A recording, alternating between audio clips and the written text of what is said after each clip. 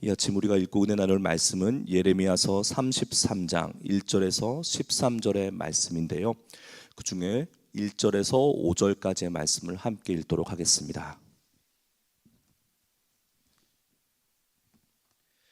예레미야 33장 1절에서 5절까지의 말씀입니다. 예레미야가 아직 시위대 뜰에 갇혀 있을 때에 여호와의 말씀이 그에게 두 번째로 임하니라. 이르시되 이를 행하시는 여호와, 그것을 만들며 성취하시는 여호와, 그의 이름을 여호와라 하는 이가 이와 같이 이르시도다.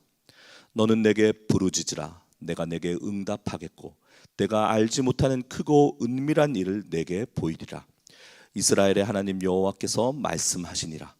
무리가 이 성읍의 가옥과 유다 왕궁을 헐어서 갈대아인의 참호와 칼을 대항하여 싸우려 하였으나 내가 나의 노여움과 분함으로 그들을 죽이고 그들의 시체로 이 성을 채우게 하였나니 이는 그들의 모든 악행으로 말미암아 나의 얼굴을 가리어 이 성을 돌아보지 아니하였음이라. 아멘. 너는 내게 부르짖으라. 내가 내게 응답하겠고 내가 알지 못하는 크고 은밀한 일을 내게 보이리라. 아멘. 이 얼마나 우리에게 힘이 되고 의지가 되는 말씀입니까? 그런데 오늘은 이 말씀에 한 걸음 더 깊은 차원으로 그 은혜 속으로 나아가기를 소망합니다. 부르짖다라는 말은 카라라는 말인데요, 하나님의 이름을 부르는 제의적인 행위입니다.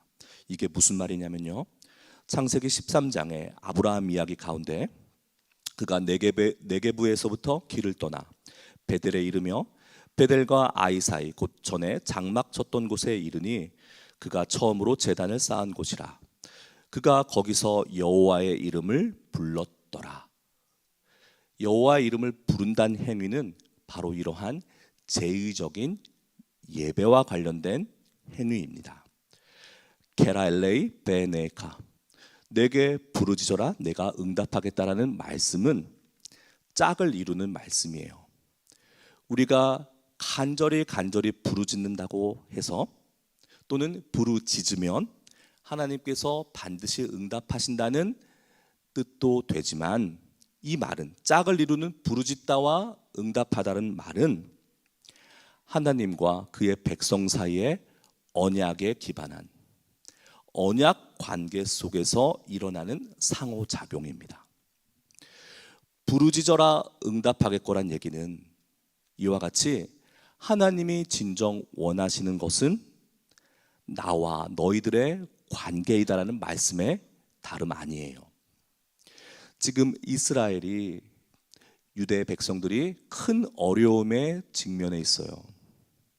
곧 예루살렘 성이 함락되게 생겼습니다. 그러나 그 순간에도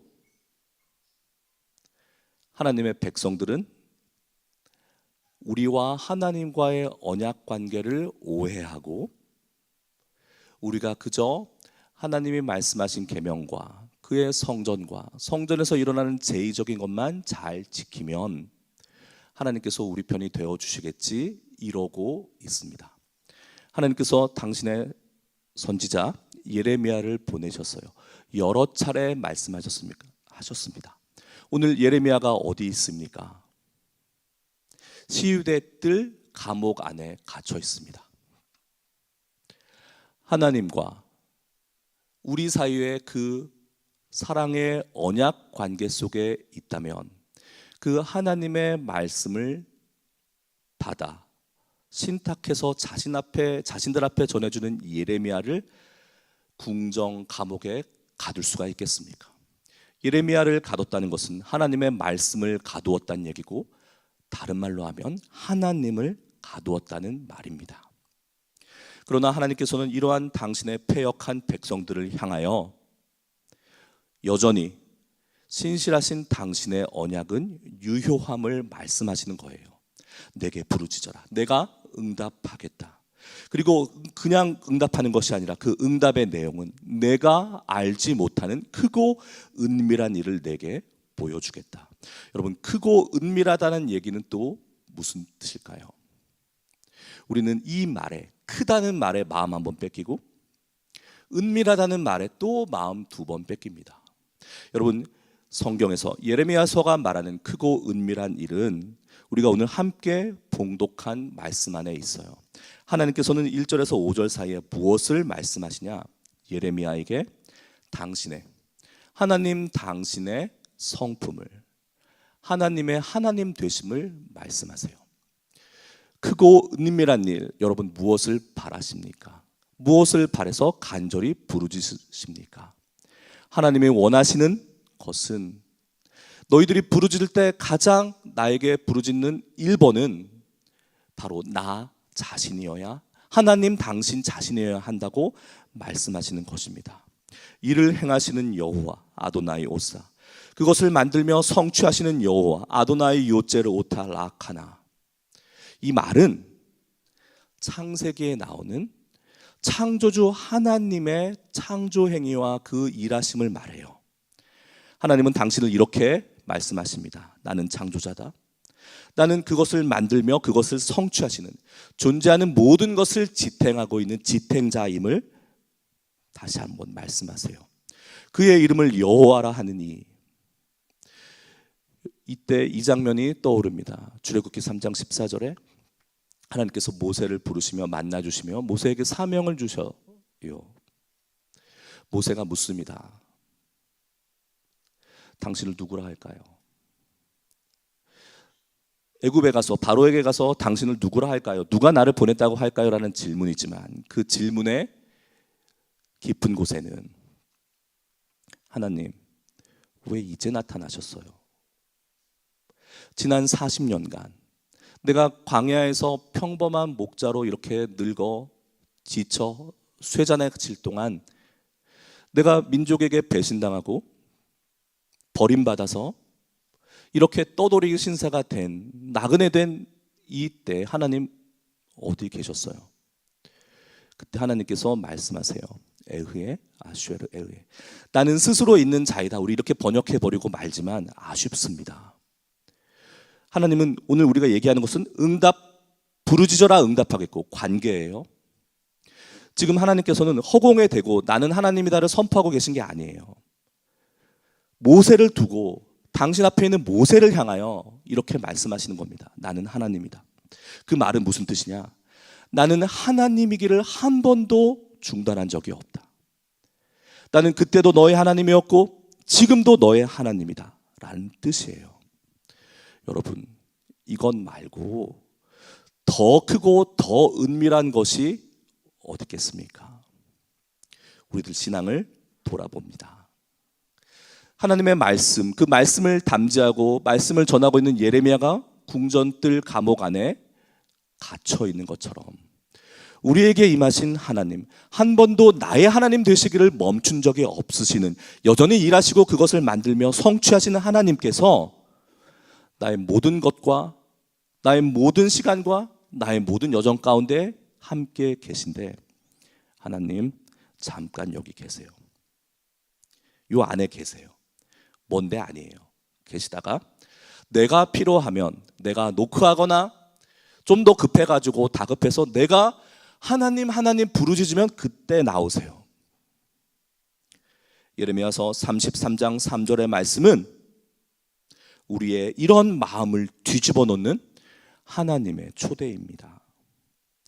얕은 신앙, 얕은 하나님 이해에서 진정으로 하나님의 하나님 되심을 아는 깊은 신앙으로 나아가라, 뛰어들라라는 하나님의 초대입니다.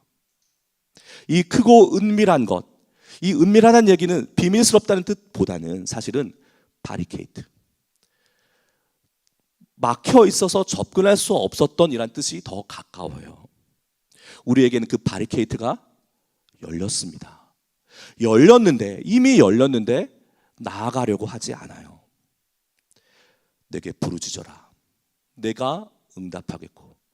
목소리에 크게 있는 거 아닙니다. 자기 마음의 간절함, 자기 상황의 문제의 다급함에 있는 것이 아니에요. 중요한 것은 하나님과 나와의 관계. 여전히 그 언약 관계 속에 있는 하나님은 나의 하나님이시고 나는 그분의 자녀이다. 나는 너희의 하나님 되고 너희는 나의 백성이 되리라 하셨던 그 언약 관계를 잊지 말라는 뜻입니다. 이런 사람은 이렇게 고백할 수 있어요. 시편 145편 5절의 말씀입니다. 주의 존귀하고 영광스러운 위엄과 주의 기이한 일들을 나는 작은 소리로 읊조리리이다. 아멘. 목소리의 크기에 있을까요? 하나님의 응답하심의 그 반응 속도와 반응의 크기가 나의 부르짖는 목소리의 크기에 있을까요? 나는 종일 작은 소리로 읊조리리이다.